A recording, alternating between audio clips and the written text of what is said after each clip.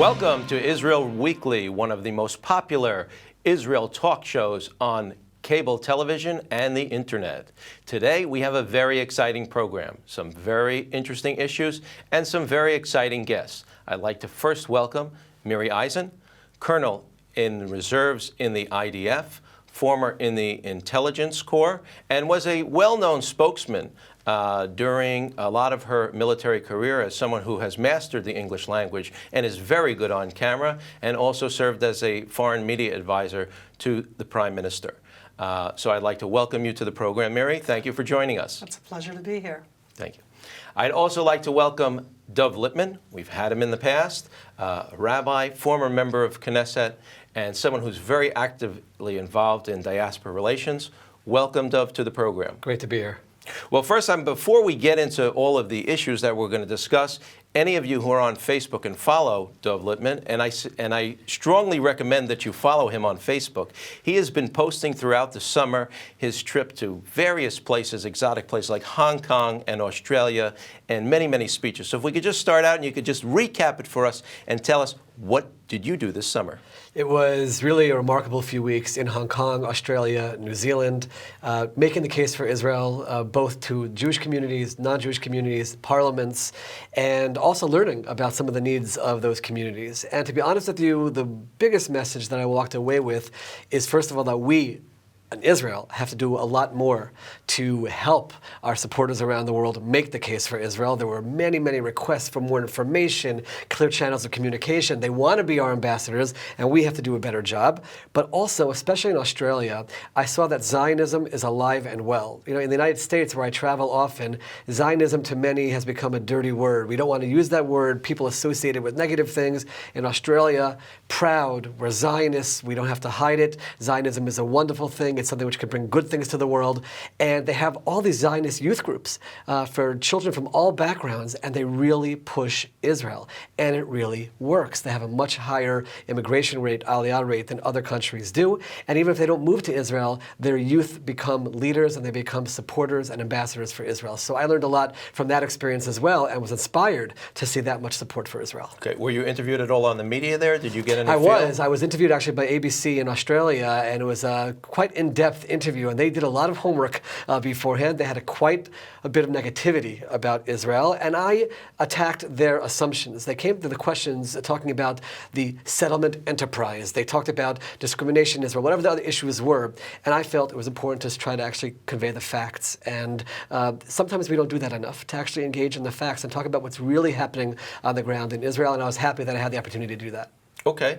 Well, thanks for starting us off that way. And we're going to open up with our first issue. For those of you that have been following, and this is an ongoing crisis of the train and building of the train in Tel Aviv and maintenance of the train. And it's not even just whether there should be transportation on Shabbat, which is, according to the status quo, is almost non-existent here. It's the fact that there's a lot of maintenance and there's a lot of construction on future rails, both the light rail, the regular train. And in order to get that done in a timely manner, there may be work that has to be done on Shabbat. And it was in the original contract and the original tender, and everyone agreed to that. And now the ultra-orthodox parties have been putting some pressure on the government to stop the work. Prime Minister Netanyahu capitulated last week. Right before Shabbat, he capitulated about most of the sites to stop on Shabbat, keeping 3 that would work on Shabbat, and then capitulated on that too. So Sunday, Israeli commuters were greeted, many of whom are soldiers, were greeted with no train service, buses, total chaos, and it's not just trains and transportation we're talking about, even though the Prime Minister had an engagement and a confrontation with his own Minister of Transportation, the very successful Israel Katz. But what role do religious secular relations play in this debate and in Israel in general? So I want to start off with you, Miri, and from your perspective in the Army and achieving a very high rank in the Army and knowing what's going on there, how does this affect soldiers getting to where they need to go and attitudes of people that are serving in the Army? Well, first of all, there's no question that the trains are a very central part of Saturday night and Sunday morning. We keep focusing on the chaos of Sunday morning. Trains always worked from Saturday night. But I don't think it's really specifically about the soldiers. It's about a very fundamental aspect of transportation in Israel and the soldiers within that. There's a double whammy here, and I know that whammy isn't exactly the regular run-of-the-mill words that we use here, but it's the fact that the soldiers who are going back to the base on Sunday are overwhelmingly either secular, traditional, modern religious, but they're not Haredi. And the sense was that in this type of what was happening, in this case here, was of a segment of Israeli society imposing something on everybody else, and that imposition was immediately going to affect the soldiers who were drafted. They're not volunteers, and overwhelmingly they don't include the Haredi section of society that was the one that wanted to move the timetable. I want to add an additional point. 2 weeks ago when I sat here, I talked about the fact that the first time on the Friday night they stopped the traffic. It was only in the second round a week later that they didn't do so, and that I saw that and thought, that's so that there won't be the horrific traffic on Sunday. Anybody travel here on Sunday? Anybody try to get anywhere on Sunday? And again, not even about the soldiers, but the idea that in a modern day country, we're not going to do that on a Saturday where it would not have disrupted traffic, but rather do it not on Shabbat. I'm like, really? We don't have enough people in Israel who could have worked? I really think that we could have gotten past this in a better way. Well, we did have an issue like this in Netanyahu's first term, if I'm not mistaken, with the turbine. If you remember, there was a huge turbine that had to go from a port into some electric company. The ultra-orthodox, the Haredim, threatened to bring down the government. In the end, they did it. They found non-Jewish drivers. They found a way to do it in order to not clog things up. Well, the idea at the end is really to find a compromise. And to me, a compromise is, by the way, both sides have to look at it. If it's so horrific on the Sabbath and it has to be at nighttime and you have to plan it a whole different way, but let's talk about this. Really, is the worst thing about it on the Sabbath? Is it the Jews working on Sabbath? We do, at the end of the day, live in a country where we have a significant amount of life, that there's separation between religion and state. And I feel that in all things, when it comes to the roads, let's have some separation. Let's be respectful. Let's do it in dialogue. But we really do want to try and make sure that it doesn't happen in this way where everybody at the end felt like they were being cheated. I don't think that the Dati'im, that the Haredi, feel happy about what happened over this weekend. Certainly all of the commuters don't feel happy about that. I don't think so. I think that there was a sense here that this had gone too far. Well, I think we're going even further, and I think we may be headed for religious secular Armageddon. On the way here, I read that Minister Derry has said he's going all out, and he will now be promoting the prohibition of opening any type of markets, any type of supermarkets in Tel Aviv. Tel Aviv is not exactly the bastion of religiosity, if you will, but he's going after that and going to allow only 3 different supermarkets to be open. Now, there is a lot of animosity from the secular Israeli public towards the ultra-Orthodox in a somewhat discriminatory kind of way even, and it's even acceptable among liberal Israelis who might be open to Arab Israelis to be expected to not like ultra-Orthodox. Now, some of that may be due to the behavior or their attitudes, and some of it may be for other reasons. So I'd like to turn to you, Dov, for a moment, and maybe you, to a certain extent, or to a full extent, come from that community, the ultra-Orthodox community. So maybe you could explain to us, but you were in a secular party, a member of Knesset representing them in the Yesh Atid in a secular party. At the same time, you have the very dubious distinction, or the very wonderful distinction of being actually disliked by many Haredim or being called very terrible things. So you get respect from the secular Israeli public, but yet you also represent the ultra-Orthodox. So I'm actually more optimistic about these issues than most, despite all the negativity that I hear towards me, because even with the case with the trains this past weekend, a lot of it is rhetoric, a lot of it is politics, and not really what's happening on the ground. You have over 10,000 ultra-Orthodox in higher education today. We have more in the army than we've had ever had. We have over 50% employment in the ultra-Orthodox community. All of these things, and we're not here for politics, largely based on things that we were part of when I was a member of Knesset. A lot of positive things are happening on a ground level. And you hear a lot of negativity from the politicians and sometimes the rabbinic leaders, but on the ground, people want to make progress. They want to be part of Israeli society. I spoke with ultra-Orthodox young men who were horrified by what happened this past weekend. Horrified, and they even pointed out that there was more desecration of the Sabbath because of what happened than would have been if it was just remained the way it was quietly. So there is a change that's happening on a ground level, and I think that there is an opportunity to have the conversation that Miri was talking about, which we have to have as a country, to sort of dial things back a little bit on the secular side, where you don't have to be so anti-ultra-Orthodox. They're wonderful young men who were brought up in a system, but are seeking for a way to be part of Israeli society, and to open the door for them to be part of Israeli society and talk about these religion and state issues, try to find some kind of a balance so that in secular areas, people can live the way they choose to live. In religious areas, they're respected, and we find that way to coexist. And that's, I believe, we're on our way towards that, not in a year, not in 2 years, not even in 5 years. But if we continue on the path we're on, maybe in 50 years, we'll get to the point where we have that right balance. Okay. Now, on a personal note, I could describe you almost, in borrowing a famous term, as a lonely man of faith, if you will. How do you handle that? Meaning you're a man of conviction, you believe certain things, but yet you're often criticized by people who look or act in a very similar way to you. Well, first of all, part of my belief system, and I'll stand up everywhere and talk about what I believe, and I do, even in very secular areas. I'm not uncomfortable telling them what I believe, but part of that belief system is also that people have a choice to live as they want to live, and that's an integral part of Judaism, is what we call bichira chavshit, that people have free will. So I'm not going to be here coercing someone. I think that it's actually an oxymoron. Religious coercion, meaning religion has to be something which comes from people and not something which I'm forcing on them. In terms of the negativity, though, or being a lonely person, there is so much support coming on a quiet level. So many in the ultra-Orthodox community, including rabbis, who have quietly reached out to me and said, continue what you're doing. One line that one rabbi said is, continue what you're doing, you're saving us from ourselves. Almost that they need this outside force to come in, not from a place of hatred, not anti-religion, but with religious people involved, trying to find a way to bridge that gap and bring them into Israeli society. So I feel emboldened, I feel empowered, and seeing the success of our measures is the greatest reward. Great.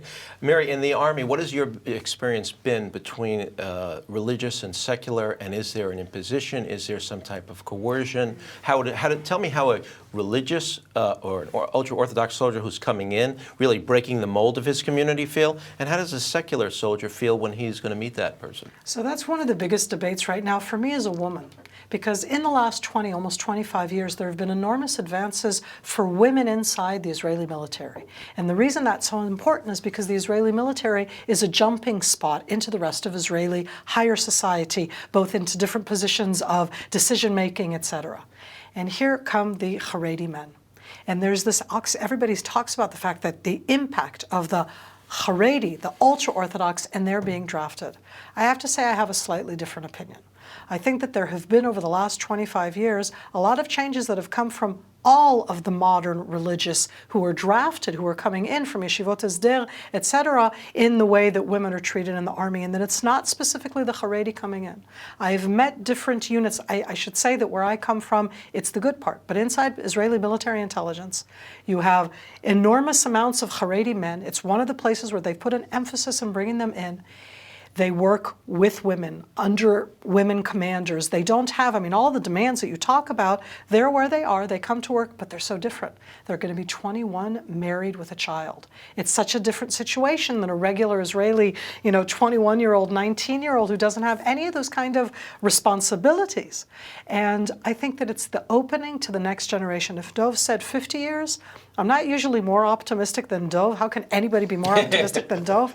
But I actually think that we're already in the transition stage where that younger generation, the ones who are 15 years old now, and they already talk Hebrew.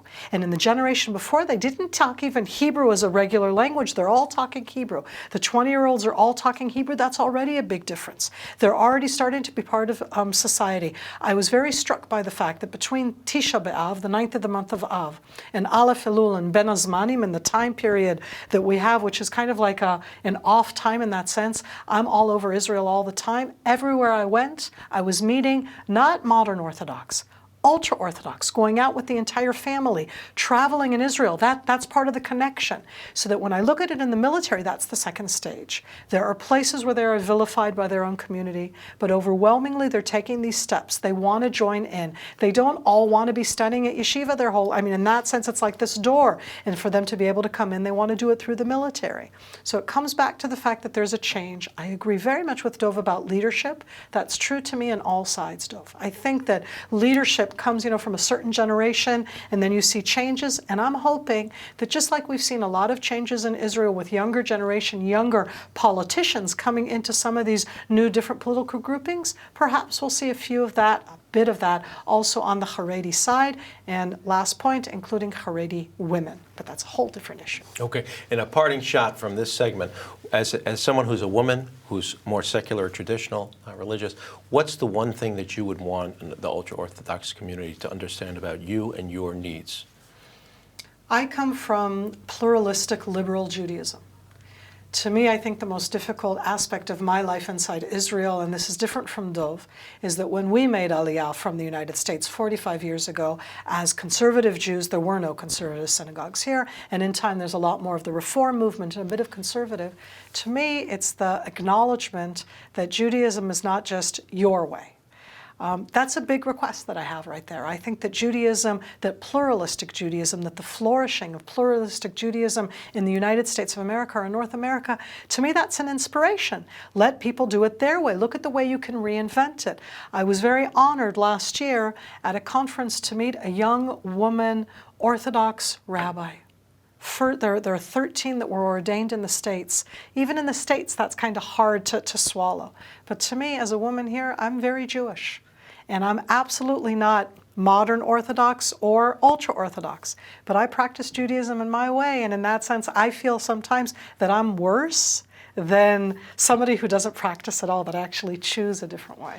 If I could jump in for a second, just to build Sure. off that, one of the greatest lessons for me, coming from my world, within the yeshiva world, and my little bubble, even in Beit Shemesh where I live, and becoming part of Israeli politics in a predominantly secular party, was to realize that this term secular that we throw around is really not very accurate for the most part, because in my party, people who, again, call themselves very secular, but they light Shabbat candles, they fast in Yom Kippur, they don't eat chametz on Pesach, they have a Seder.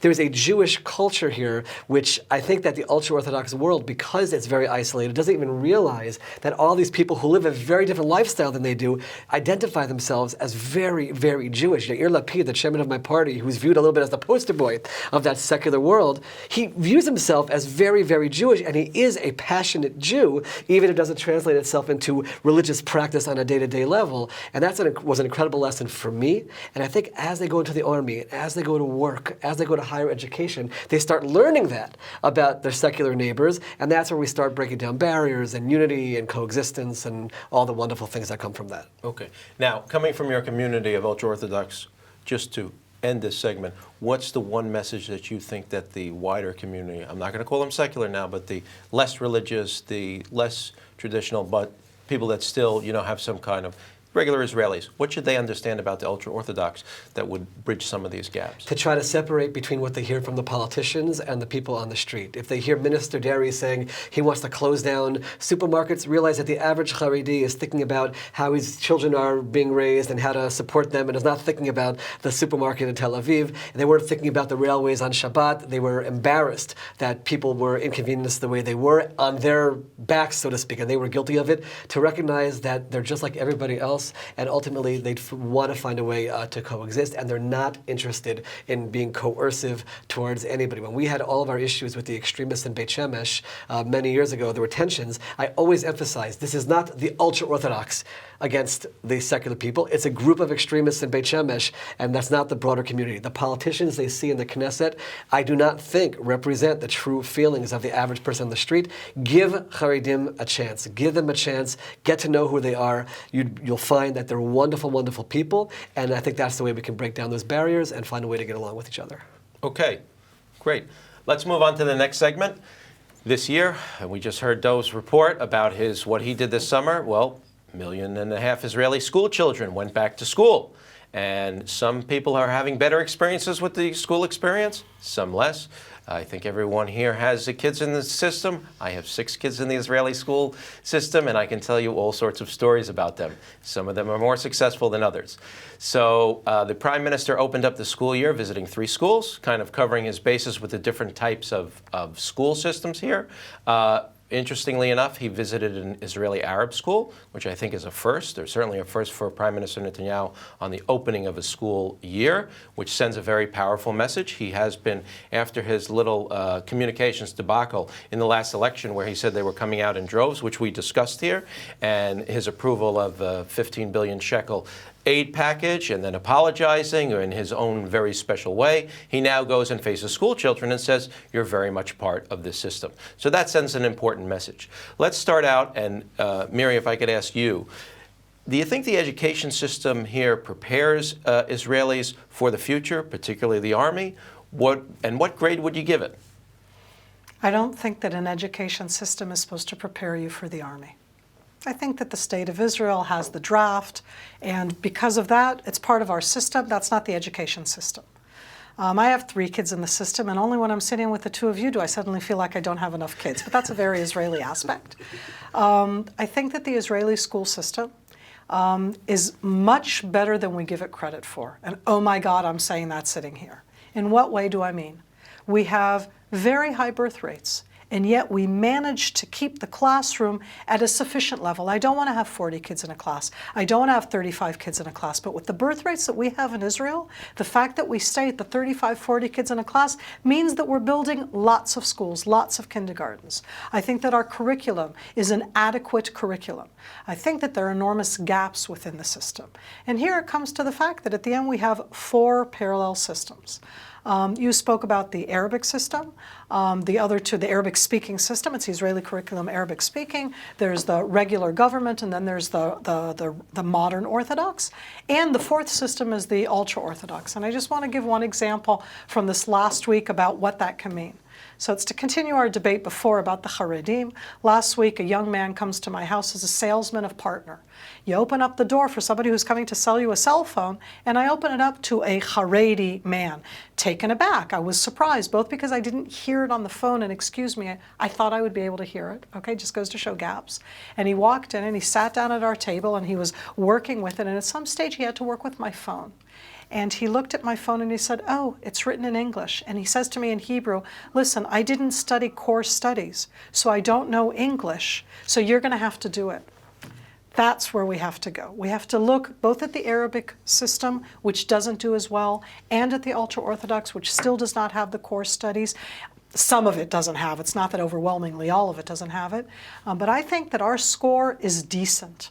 So we're not number 1. I don't need to be number 1. I need us to be good, because I want to remind everybody that with the military system and with our draft and with what happens afterwards, we do wonderful things. So let's not always put it down. So people manage to get into universities and they get really good, decent jobs. We have a really thriving high-tech economy that comes out of this education system.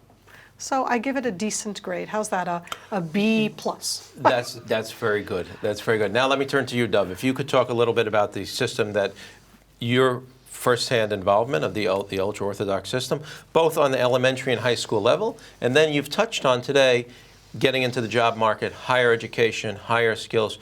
You're very optimistic. So, tell us a little bit more about what's going on so we can share your optimism too, and Miri's optimism as well. So to be not less optimistic, but to share the bad news for the moment, what Miri raised is a very real issue. From my perspective, that story is heartbreaking, because it means that this guy who has had the courage to go out and join a mainstream company, he's limited in terms of where he can go. He's very limited in terms of what he can accomplish because he doesn't have that skill. That is the greatest failing in Israel, and I have to say, and I have to be critical of the current government, which has scaled back the issue of linking government funding with demanding math and English. There's no reason why anybody religious cannot study math and English. That's not a threat to their way of life. In fact, it just enhances it. The Torah, the Talmud is filled with language and it's filled with mathematics. There's no reason why they shouldn't be studying it, and it means that they can't enter the workforce at a high level. So that's my greatest criticism of the system right now on the ultra-Orthodox side, is that there is not a fundamental demand that says you must study math and English, which will help you. It'll only help them at a future point. I also have to agree, I've traveled around and visited some of the Arab villages and seen some of the infrastructure. I'm happy the Prime Minister visited there. I think it's an important step. But I think we have to also put actions behind, in terms of real policies, real funding, shifting to help the Arab community. If we want to be able to really create a society where we have this coexistence that we talked about before with the ultra-Orthodox, we have a 20% Arab population here, which needs more help than they're getting. I don't think the representatives that they have in the Knesset are really pushing for that. They focus on some of the nationalistic issues issues instead. We, as a country, have to say part of the values of a Jewish state is complete equality with the minorities. And while we do stand for that, to go even further and make sure they have full opportunities. So if we can focus on the ultra-Orthodox side, on the Arab side, making sure that equal opportunity is given to all, I think we'll be able to take Israel to a whole nother level in terms of where we are educationally. Okay. Now let me ask both of you. One of the things we spoke about today is that religious and secular have different attitudes towards each other. There's a lot of animosity from both sides, or there's missing some love. Let's put it like that in the optimistic way. Do you think some of that is based on the very system that we live in? Meaning you have secular people very often live in secular communities. In fact, some tenders for housing projects are for the secular community, for the Dati Leumi, the modern Orthodox community, for the ultra-Orthodox community. You have Arab villages, and everyone is kind of living in their own reality, bubble as you called it, their own nucleus of people that are just like them, they look just like them, they talk just like them, they act just like them, they think just like themselves. They go into separate school systems throughout their whole life, and then we throw them either into the army or into the workforce, and we say, hey, now's the time to get together.